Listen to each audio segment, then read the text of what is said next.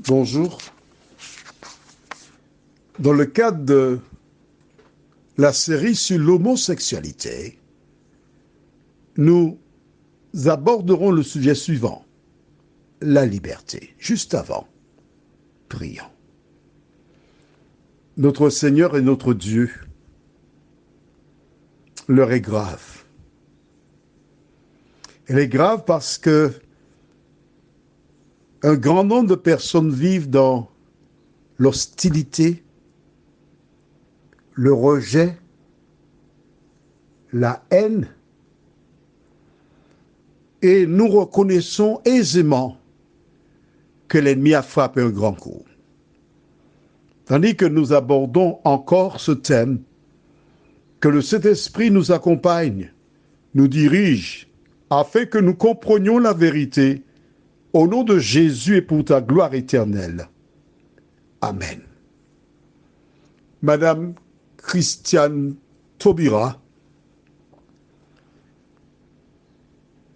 est celle qui conduisit ce débat et qui se posa devant une assemblée qui vota majoritairement pour le mariage pour tous. Plusieurs personnes furent déçues. Personnellement, j'ai reçu cette nouvelle avec à l'esprit des récits bibliques et surtout des versets qui indiquent que cela devait arriver. Le profane qui ne lit pas la Bible est en difficulté. Voyons ensemble ce que Dieu avait prévu. Allons dans le livre de Genèse, chapitre 2, les versets 15 à 17. Je rappelle que notre objectif n'est pas de jeter la pierre à quiconque, mais de comprendre à la lumière de la parole de Dieu, apaiser les esprits, rappeler à celles et ceux qui se disent chrétiens qu'ils doivent revoir leur copie et se poser une question, que ferait Jésus s'il était à ma place? Je ne suis pas en train de dire que je donne mon accord. Je suis en train de dire que Dieu est amour et quelle démarche Jésus aurait-il eu à l'endroit de celles et ceux qui ont fait leur choix. Lisons dans Genèse 2, versets 15 à 17 dans un premier temps. L'Éternel Dieu prit l'homme et le plaça dans le jardin d'Éden pour le cultiver et pour le garder. L'Éternel Dieu donna cet ordre à l'homme. Tu pourras manger de tous les arbres du jardin, mais tu ne mangeras pas de l'arbre de la connaissance du bien et du mal, car le jour où tu en mangeras, tu mourras certainement. Dès le départ, Dieu a donné à l'homme la liberté.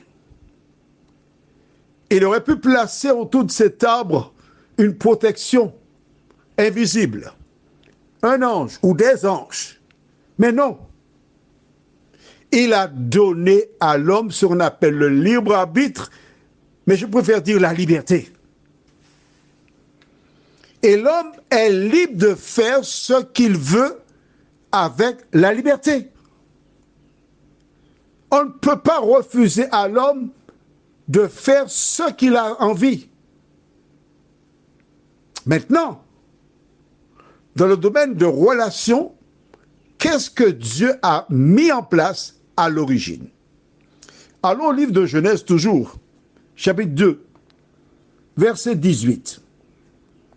L'Éternel Dieu dit, « Il n'est pas bon que l'homme soit seul, je lui ferai une aide semblable à lui. »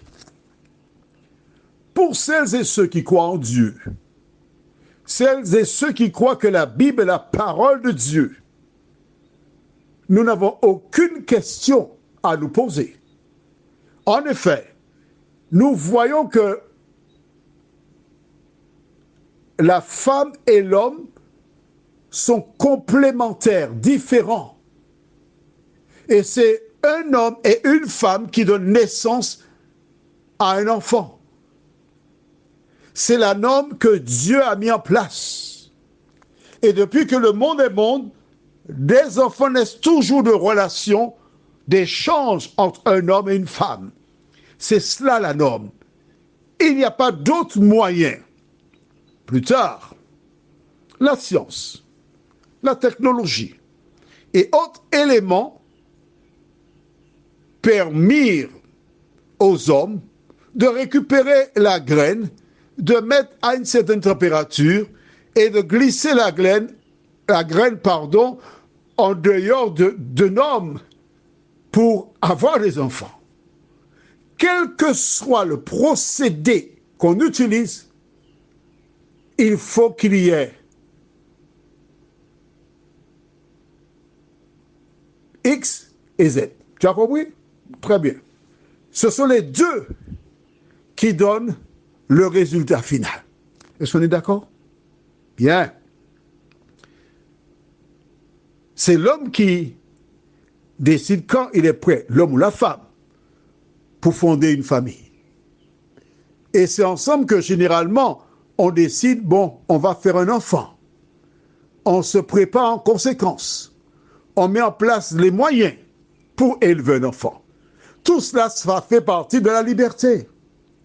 Mais ce qui est le plus beau encore, allons au livre de Deutéronome 30, les versets 15 à 20. Vois, je mets aujourd'hui devant toi la vie et le bien, la mort et le mal. Car je te prescris aujourd'hui d'aimer l'Éternel ton Dieu, de marcher dans ses voies et d'observer ses commandements, ses lois et ses ordonnances, afin que tu vives et que tu multiplies, que l'Éternel ton Dieu te bénisse dans le pays dont tu vas entrer en possession. Arrêtons-nous ici, juste quelques secondes. Note avec moi le début du verset 16. Car je te prescris. Tu connais une prescription médicale, par exemple, ou une ordonnance? Pareil, une prescription. L'homme est malade, maladie du péché. Et Dieu donne une prescription.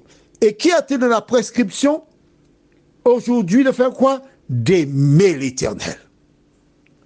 Toi qui m'écoutes là, aujourd'hui, ton devoir, c'est d'aimer l'Éternel. Quand tu aimes l'Éternel, tu cherches à lui faire plaisir. Quand tu aimes l'Éternel, tu observes ses lois et ses commandements. Quand tu aimes l'Éternel, tu fais ce qu'il te demande parce que tu l'aimes. Maintenant, si tu n'aimes pas, tu ne fais pas. On est d'accord? Continuons. Verset 17. Mais si ton cœur se détourne, si tu n'obéis point et si tu te laisses entraîner à te prosterner devant d'autres dieux et à les servir, je vous déclare aujourd'hui que vous périrez, que vous ne prolongerez point vos jours dans le pays dont vous allez prendre possession après avoir passé le Jourdain. J'en prends aujourd'hui à témoin contre vous le ciel et la terre. J'ai mis devant toi la vie et la mort, la bénédiction et la malédiction. Choisis la vie, afin que tu vives, toi et ta postérité, pour aimer l'Éternel ton Dieu, pour obéir à sa voix et pour t'attacher à lui, car de cela dépendent ta vie et la prolongation de tes jours. Et c'est ainsi que tu pourras demeurer dans le pays que l'Éternel a juré de donner à tes pères, Abraham, Isaac et Jacob. Tu vois, Dieu a donné la liberté. Au départ, à Ève et Adam. Au peuple d'Israël, il a encore donné la liberté. Chacun choisit ce qui lui sied, ce qu'il aime. Maintenant, toi, en tant que parent, tu as une réaction. Il y a des choses que tu n'acceptes pas. Mais je voudrais te dire que chacun doit faire son expérience. Et quels que soient les choix d'un enfant, d'un ami, ton devoir, c'est de l'aimer. Prions. Notre Seigneur et notre Dieu, bien des personnes sont dépassées et adoptent des attitudes virulentes à l'endroit de celles et ceux qui sont lesbiennes ou homosexuelles. Seigneur, permets que chacun réalise une chose. C'est que nul n'aime une personne plus que toi, Seigneur. Et quel que soit le chemin qu'on emprunte, tu te présentes toujours à tes enfants afin qu'ils rentrent en eux-mêmes. Merci de continuer de nous bénir, nous t'en prions. Au nom de Jésus et pour ta gloire éternelle. Amen. Je te donne rendez-vous demain si Dieu nous prête vie. Ne te tracasse pas, nous lisons la Bible, nous dirons que ce que dit la Bible, alors ne t'effraie pas. Bonne journée à toi.